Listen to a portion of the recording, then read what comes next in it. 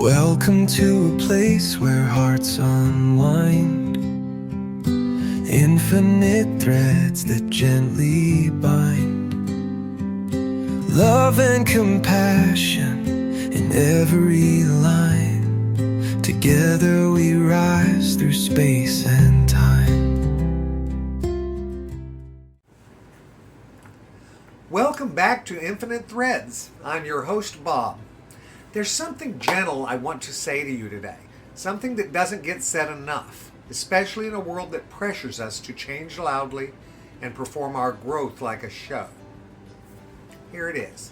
You don't have to announce that you've drifted. You don't need to explain your delay.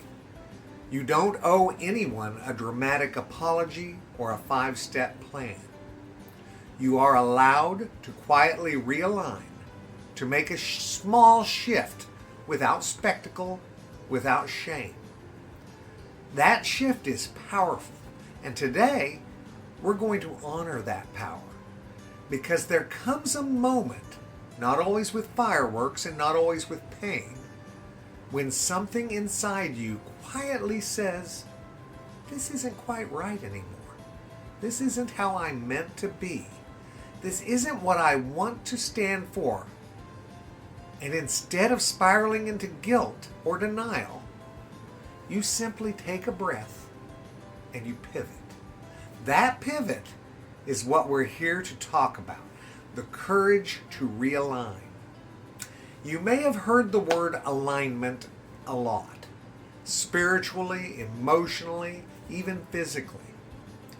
But here I mean it in the most personal way.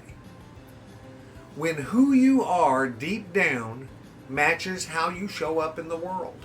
When your actions match your inner compass. When the love in your heart doesn't get blocked by your fear. When your voice sounds like your truth. And you don't have to move mountains to get there. Sometimes the real courage is in the smallest movements. A pause before you speak, or a gentle, I'm sorry, whispered in a hallway. A hand resting on someone's shoulder instead of pulling away, or a breath, deep and slow, that keeps you from repeating an old pattern. That's what alignment looks like in real life. Not perfection and not control, just consistency with your deepest values. Here's the beautiful thing, guys. You already know what your values are, even if you've lost track of them, even if you've been living slightly out of tune. You know what love feels like. You know what truth feels like, and you know what peace feels like when it settles into your body, even for a moment. And if you've forgotten, if life has dulled the edges of your memory, that's okay too. Because the call to realign doesn't come with a deadline. It comes with grace. It comes in whispers. Whispers like, this isn't the conversation I want to be part of. Or, I don't want to carry this bitterness anymore.